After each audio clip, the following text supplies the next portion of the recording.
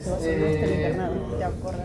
partir de esta semana vamos a comenzar embriología, son 7 igual sesiones. De manera progresiva vamos a ir hablando sobre aspectos generales, sobre todo. En algunas partes nos vamos a detener, vamos a revisar algunos aspectos moleculares, pero no vamos a entrar mucho al detalle. Entonces, vamos a ver el inicio de la vida. Primero tenemos que entender algunos aspectos desde el punto de vista hormonal.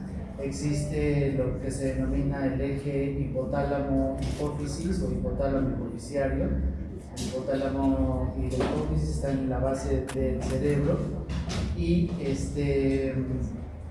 estas dos estructuras están en una comunicación constante a través de este sistema portal.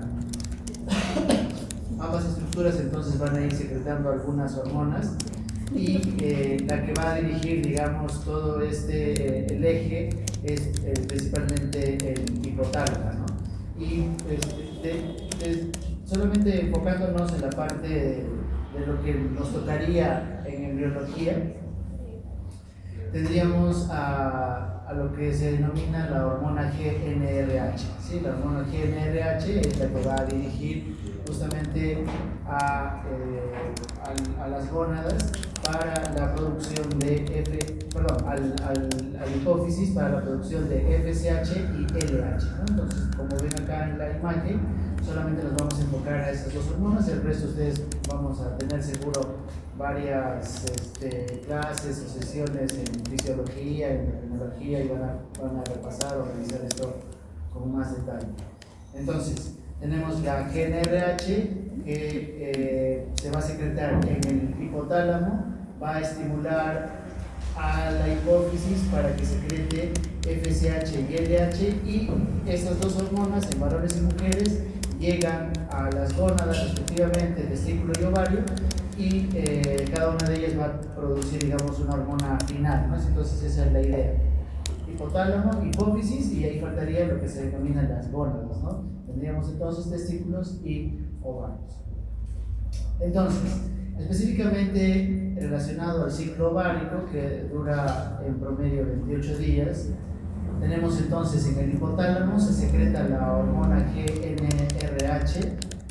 El término, digamos, o la traducción sería la hormona liberadora de gonadotrofina, ¿no? La GN significa gonadotrofina, y H hormona y R gonadoliberación, ¿no? Hormona liberadora de gonadotrofina. Entonces se secreta a través de esos vasos comunicantes. Eso seguramente lo van a leer, repasar o aprender en anatomía o en neuroanatomía, y esta molécula viaja a través de este sistema, llega hacia la hipófisis anterior.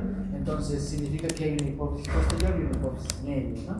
Entonces tenemos viajes en la hipófisis anterior, y en la hipófisis anterior se va a secretar entonces la LH y la FSH. La FSH tiene la misión de promover el crecimiento de esta estructura que se denomina el folículo. Ya el folículo entonces está constituido por el ovocito y las células foliculares. Entonces, las células foliculares más el ovocito sería el folículo.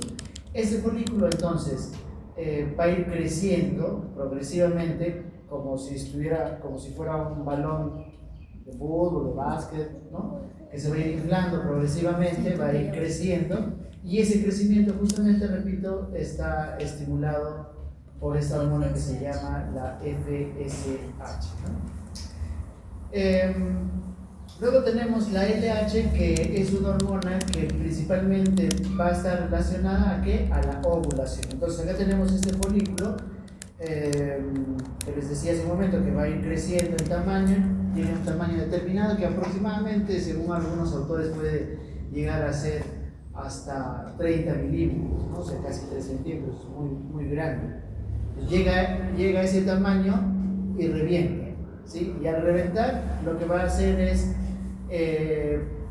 promover que este ovocito que está adentro, es como si fuera una canica o un tiro que está adentro, llegue a salir, ¿no? Entonces sale y en este proceso está promovido, repito, por la LH, ¿no? Entonces acá vamos a ver a lo que se denomina la ovulación.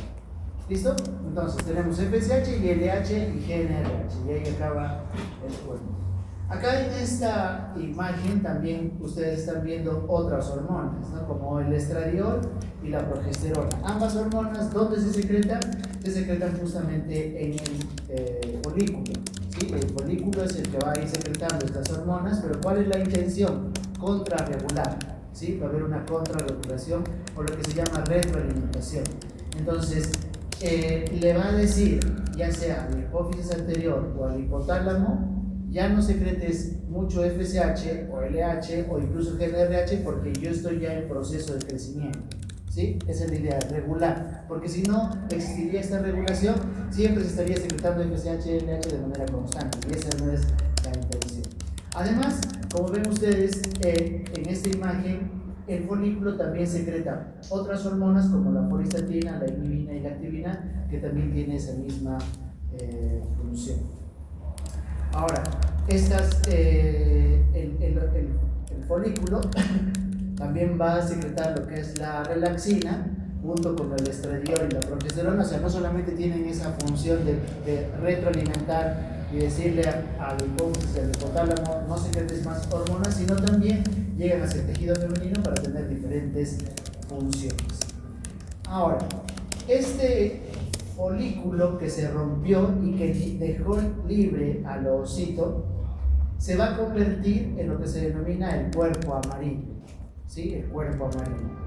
Este cuerpo amarillo también secreta estas hormonas y esta eventualmente permanece,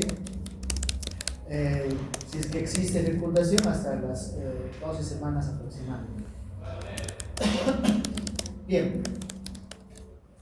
Preguntas.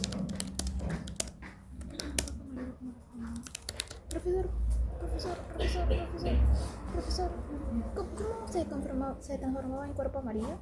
O sea, cuando lo libera automáticamente se convierte. O sea, sí, se libera al ovocito. Ajá. Y ya esta estructura, adquiere otro nombre y se denomina cuerpo amarillo. Y automáticamente se va a convertir. Sí, o sea, solamente cambia el nombre. Ok. Muchas cosas en medicina. Creo que las han hecho un poco para complicar la existencia, ¿verdad? O sea, le cambian de nombre nada más, pero es la misma estructura. O sea, esta es la misma estructura. O sea, podríamos decir, de repente le podríamos cambiar otro nombre, ¿no? Folículo envejecido, folículo cuaternario, folículo sin ovocito, de repente para que sea fácil de acordar, ¿no?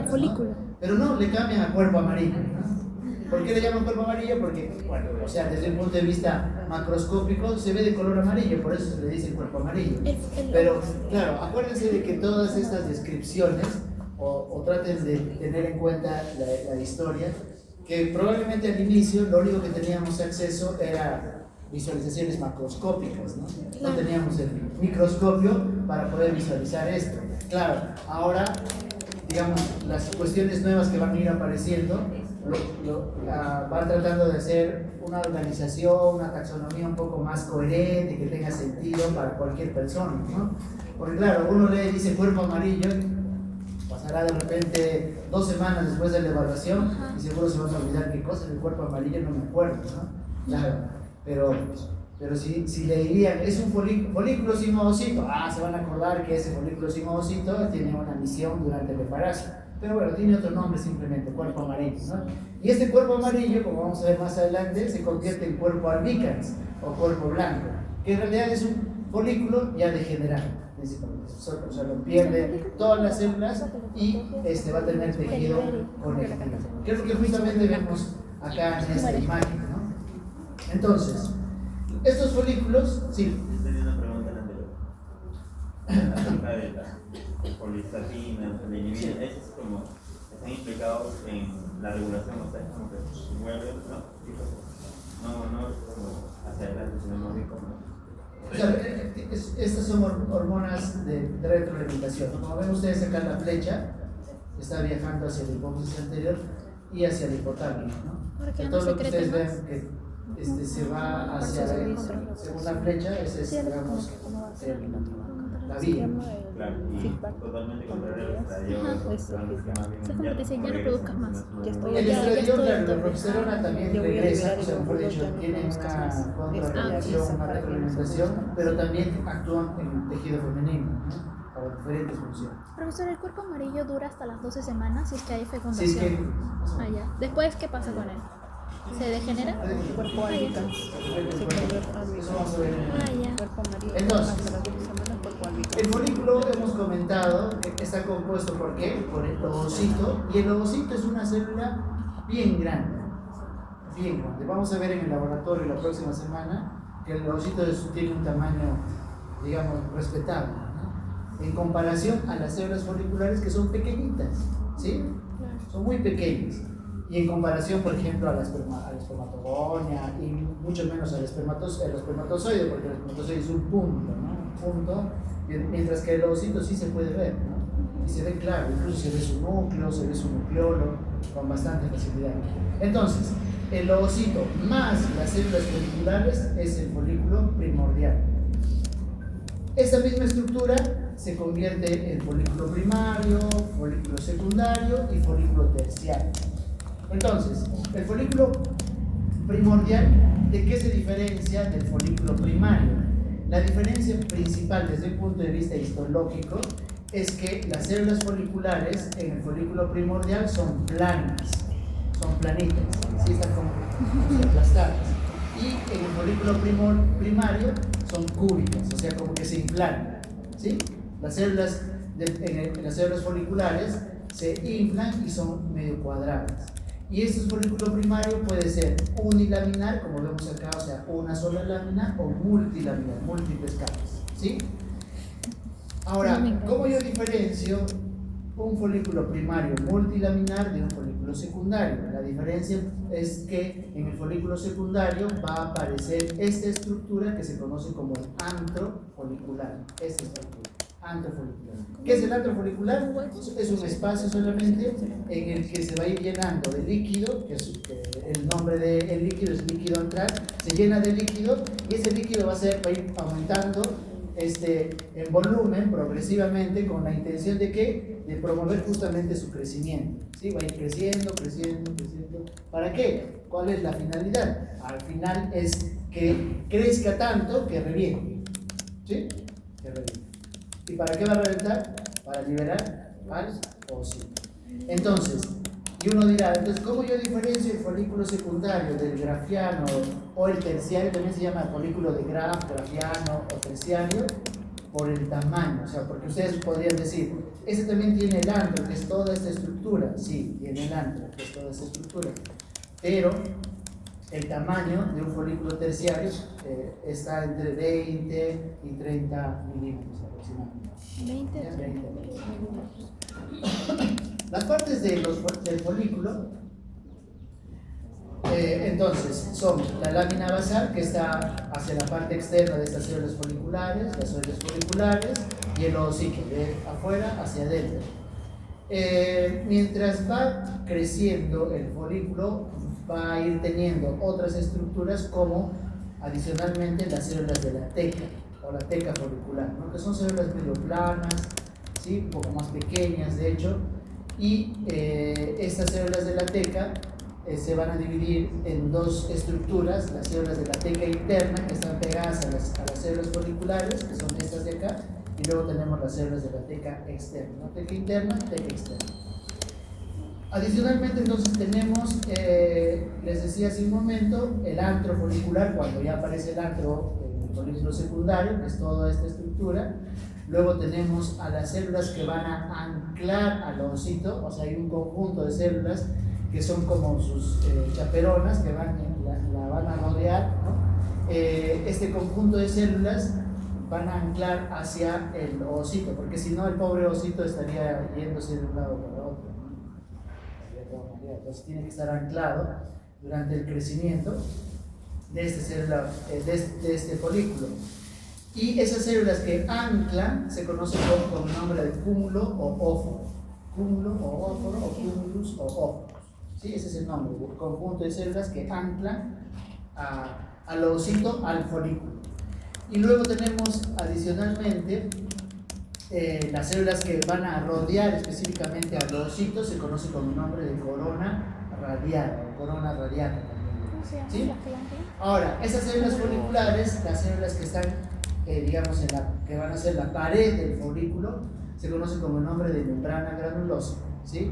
También algunos autores le llaman membrana granulosa parietal, ¿no? Parietal significa de pared, ¿no? ¿Okay? Membrana granulosa o membrana granulosa parietal. Y hay una estructura medio interesante, o muy interesante en todo caso, que se conoce con el nombre de zona pelúcida, que es un conjunto de glicoproteínas que están por fuera de la membrana celular del ovocito, ¿sí? Y que también cuando veamos nosotros a la microscopía se va a diferenciar con mucha facilidad. Entonces tenemos la zona pelúcida. Ya habíamos comentado hace un momento, si existe, bueno, la ovulación, toda esta estructura, ¿qué pasaría, digamos, con un balón desinflado? ¿Qué forma va a tener? ¿Qué forma tendría? ¿Qué creen? Se va a arrugar, pues, ¿sí o no? Ya, es lo que pasa acá, ¿sí? Por eso tiene esta estructura festoneal. O sea, miren acá cómo se está arrugado, ¿no? ¿Cómo se ha arrugado, perdón? ¿Sí? Se arruga y hace estos festones, ¿no? Eso es entonces el cuerpo amarillo. El cuerpo amarillo está constituido, las células de la granulosa, sí. ¿Por qué más está constituido? El antro, ¿no? Porque ya, digamos, ha desaparecido. Las células de la teca, sí. Pero cambia de nombre, le llaman granuluteínicas y tecoluteínicas, que es lo mismo en realidad, ¿no? Pero acá, digamos, un poco más fácil, ¿no? Granuluteínicas y tecoluteínicas significaría que es el cuerpo amarillo. Entonces, en un ovario vamos a observar diferentes estructuras, desde el folículo primario, primordial, secundario, terciario, etc. ¿No? Esto se puede, incluso el cuerpo amarillo va a depender del estadio del desarrollo. Desde el punto de vista, ya juntando el concepto que hablamos hace un momento, hormonal, y además los cambios a nivel del endometrio, en el ciclo menstrual, lo que vamos a observar es lo siguiente, ¿no? Ya hemos hablado que progresivamente se va a seleccionar un folículo, y este folículo va a ir creciendo, ¿no? Hasta la ovulación. Lo que queda del folículo se convertirá en cuerpo amarillo, y si no existe fecundación, este cuerpo amarillo se convierte en cuerpo alevín. Ese, digamos, es el camino del cuerpo amarillo y lógicamente de este folículo, ¿no? A nivel de los cambios endometriales en el endometrio, lo que vamos a ver los primeros días del ciclo, una disminución en el volumen, ¿no? Del endometrio, y esta disminución en el volumen del endometrio va a hacer que alcance algunas células, algunos vasos sanguíneos, y por eso existe la menstruación, ¿no? Y luego otra vez se recupera el tamaño, el endometrio, ¿no? Hasta, digamos, los 28 días aproximadamente, ¿no? Y todo esto está controlado por principalmente la secreción hormonal, ¿no? Entonces tenemos en los primeros días del ciclo casi todas las hormonas están bajas, ¿sí? Por eso que cuando el endocrinólogo o ginecólogo quiere evaluar el estado hormonal de una mujer, lo va a pedir en ciertos momentos del ciclo menstrual. No lo puede pedir, digamos, en cualquier momento. Se tiene que decirle, cuando esté en este ciclo, en este momento, le vamos a pedir las hormonas, porque como ustedes ven acá, va a variar, ¿sí? No es que viene, digamos, una paciente a consultar por un tema endocrinológico relacionado al ciclo menstrual y el endocrinólogo o el ginecólogo le va a decir, ya, ok, háganse las hormonas. No, sino le va a decir, en este momento tiene que hacer el estudio para que justamente se pueda evaluar con precisión, porque los niveles hormonales van variando dependiendo del ciclo menstrual. Entonces, inicialmente, por ejemplo, los valores de estas hormonas, FSH, LH, estrógeno y progesterona, están medio bajas, ¿sí? Y luego el FSH, por ejemplo, más o menos en el quinto día, se eleva ligeramente, luego otra vez cae hacia el decimosegundo día, y a la mitad del ciclo tiene un ligero pico, y luego desciende, ¿no? Después del 15º día, y luego entonces vamos a tener valores un poco por debajo que en el primer momento del ciclo menstrual, ¿no? Ustedes ven acá, en la primera mitad del ciclo menstrual el FSH y el FSH está elevado, incluso tiene un pico y luego desciende. Interesante también es esta hormona, la LH, que casi la gran parte del ciclo menstrual está bajo, ¿no? Y solo tiene un pico, ¡pum!, en el 14º, y eso justamente, ese pico va a ser el que va a estimular para que ese folículo libere aquí al ovocito, ¿cierto? Libera al ovocito y vamos a tener la ovulación. Por eso que hablábamos hace un momento que la LH está relacionada a la ovulación.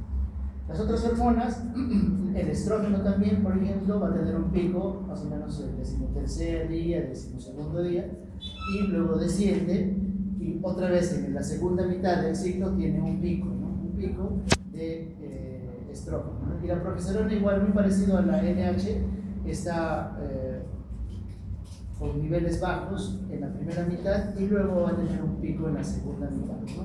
Esto principalmente, ¿para qué ocurre?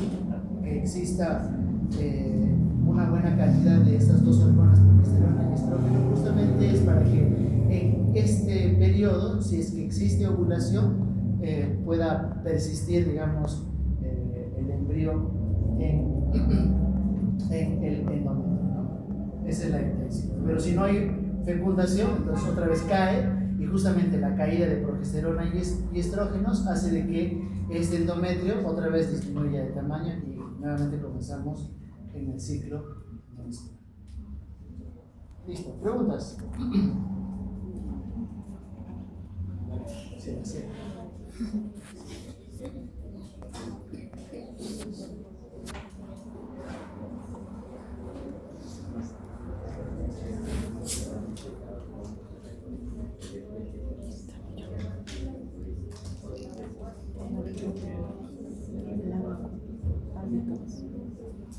Listo. Entonces, vemos acá qué es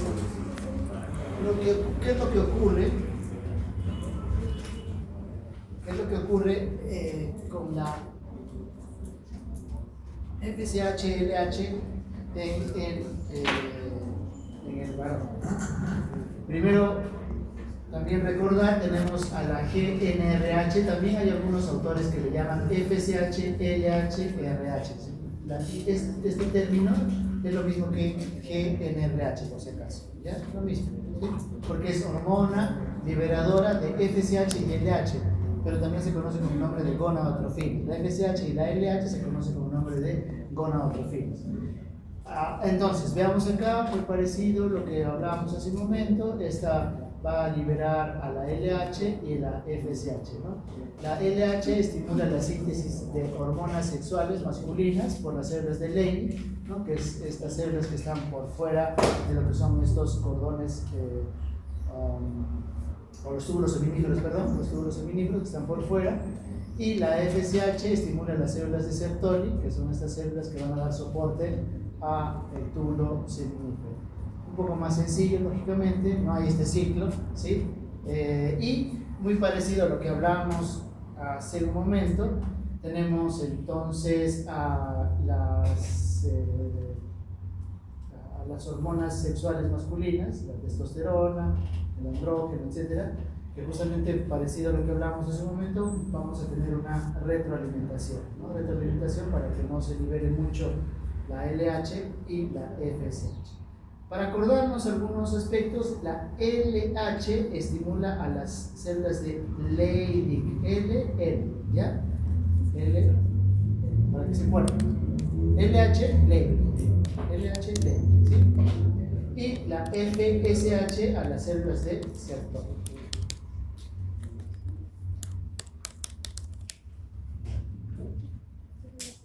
Bien.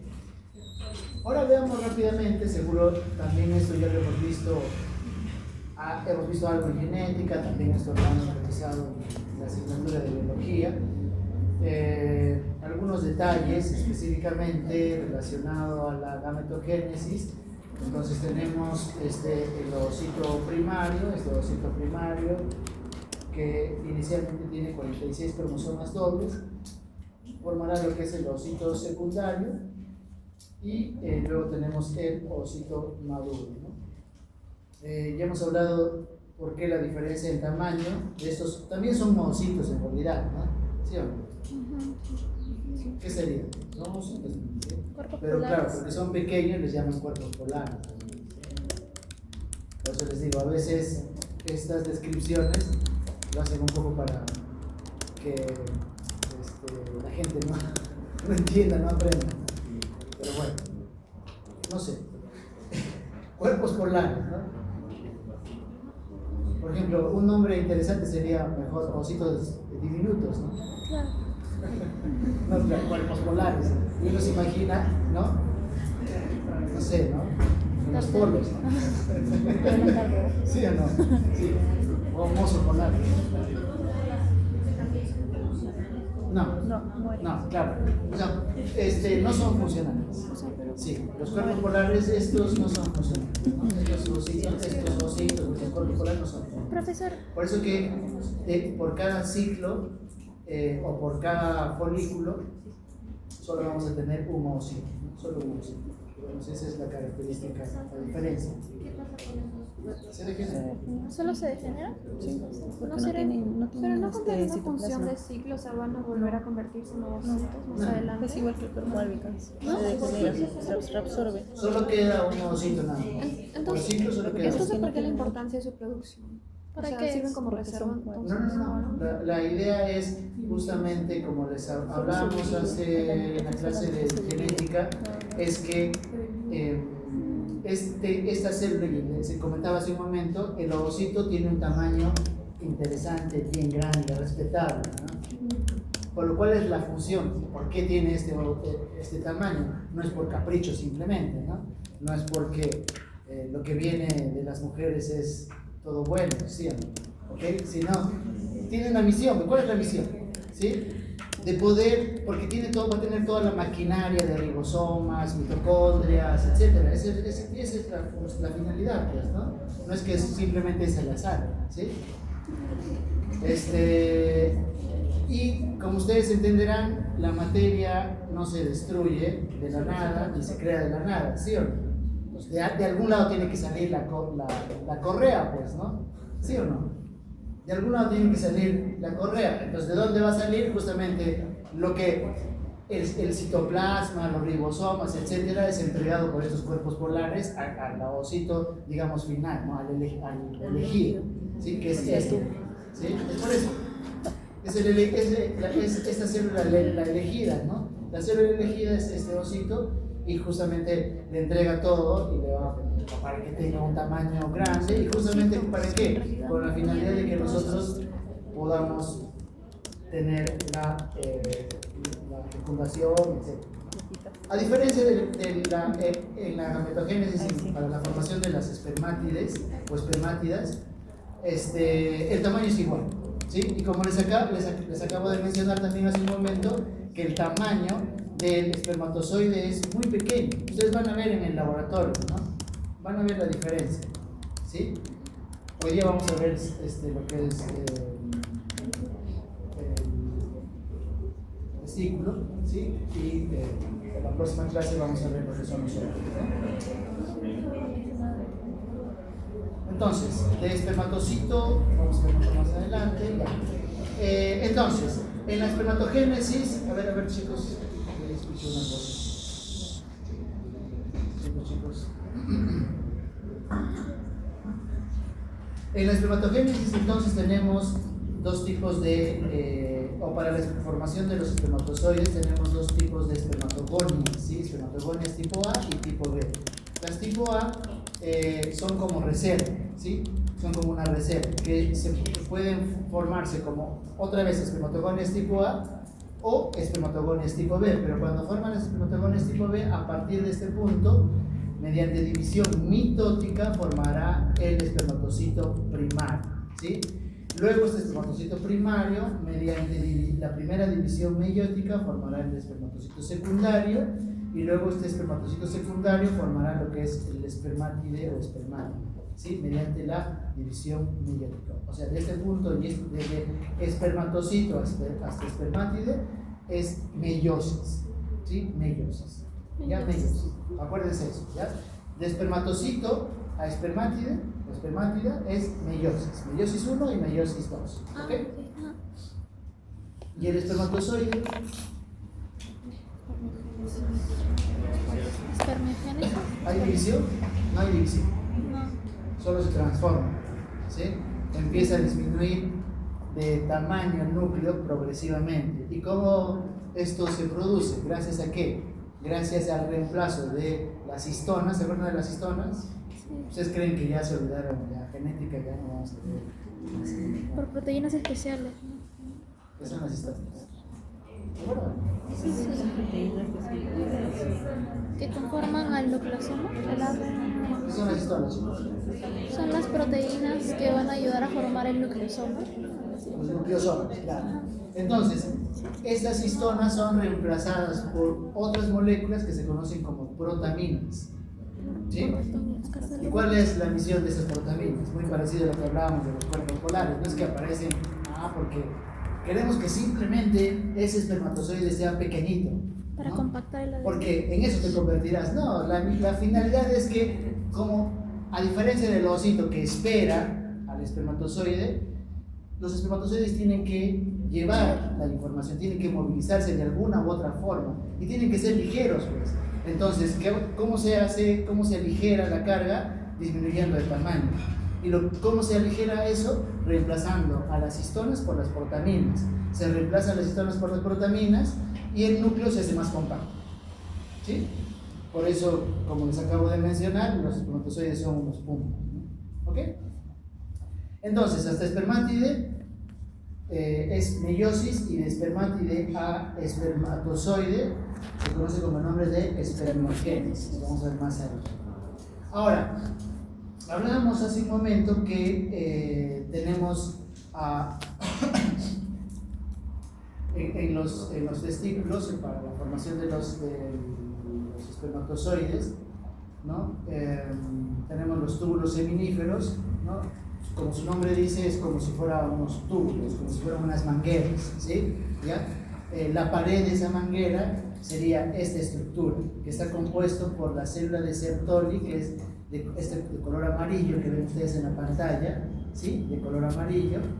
Y también estas células de Sertoli también se les conoce como nombre de células sustentaculares. ¿Por qué sustentaculares? Porque justamente ayudan a sostener a que estos se produzcan los